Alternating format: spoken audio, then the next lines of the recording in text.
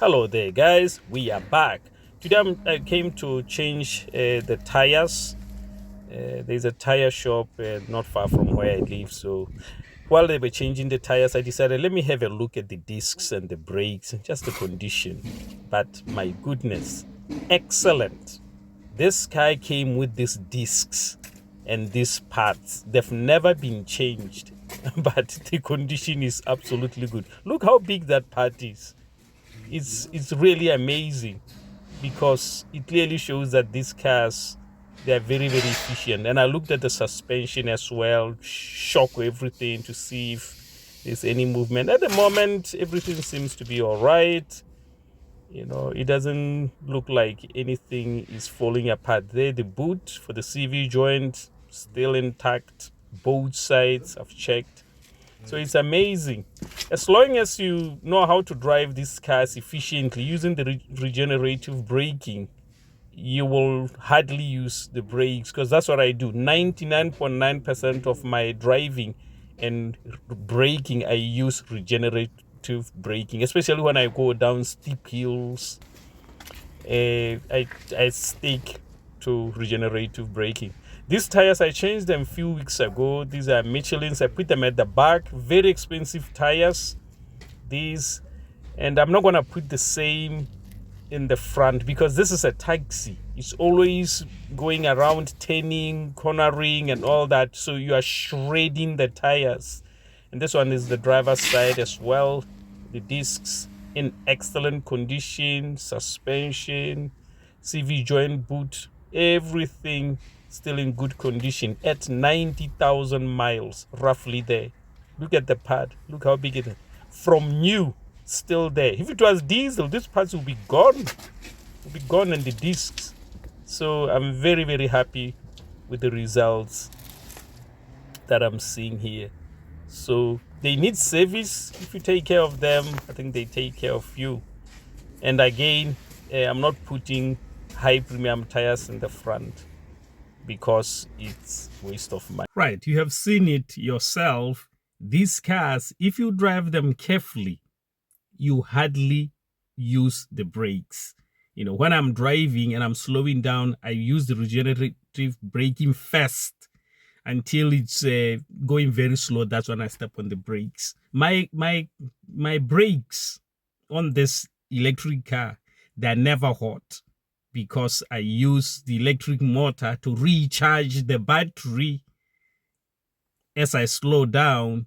And in the making, you are saving the brakes, you are saving the discs.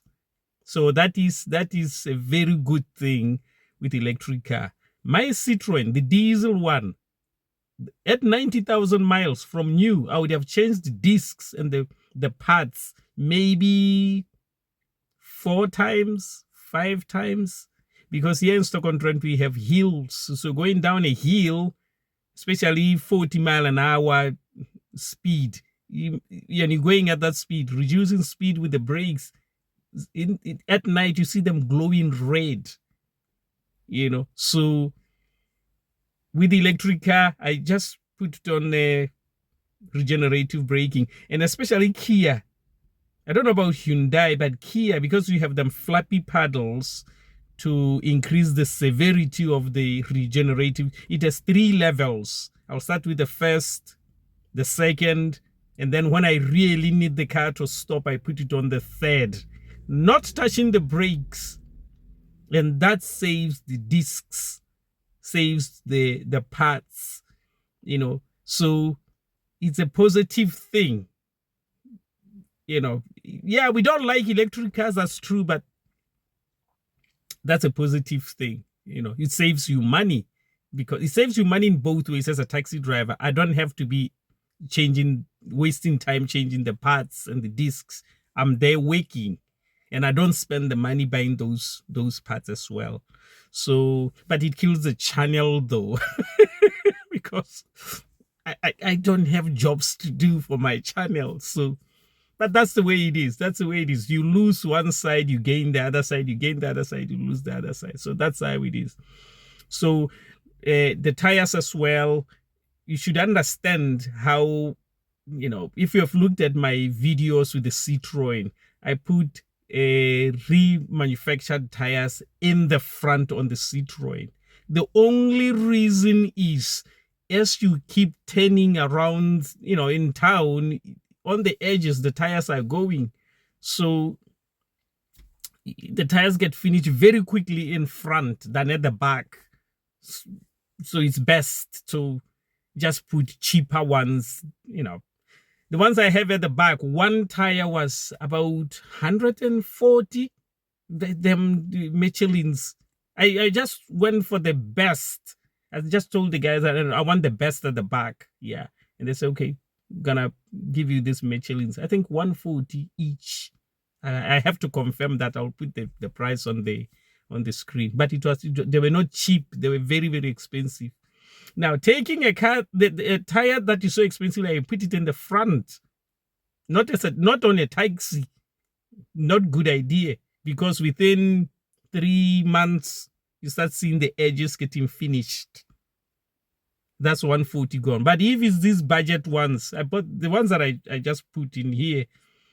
I bought them £50 each, brand new, £50 each. I don't care. In 3 months when they're finished, I can get some that once, put them in there. You have to save. You have to save, So that's how it is. Budget tires in front, and then good ones at the back. Okay, guys. At the moment, everything seems to be working well. The car still have that whining sound on the electric motor, but it seems to be pulling well. I've been doing a couple of airport runs, and so far, no issues. I have one more service to do with Kia, because I'm getting to 90,000 miles. I think I'm at 89 something there. But I don't think I will do the 100,000 mile service. It will be totally unnecessary. If the car survives the next 10,000 miles with no issues, why should I service that 100,000 when it's now out of warranty? Because, what's the point? I just have to, start taking care of the car myself. If the motor fails or the battery fails after 100,000 miles, it's on me. I'm the one paying. That's just the way it is. That's the game. So it's either the battery dies before 100,000 miles and the electric motor, then you get them for free. But after 100,000 miles, it's all on me.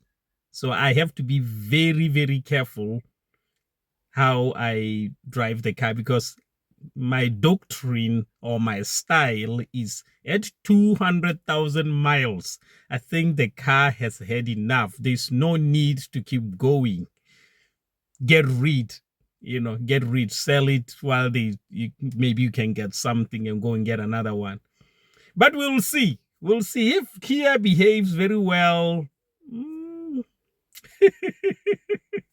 We might just go past that 200,000 miles and keep babying the thing all the way until it collapses. We'll see. We'll see how it goes. Okay, guys. So thank you very much for watching. I will see you on the next one. I'll be doing the Nissan Qashqai. Somebody has just dropped it off here. It has problem with the MAF, mass airflow sensor, something like that. So I'll be dealing with that. Okay, guys. Take care. Bye-bye.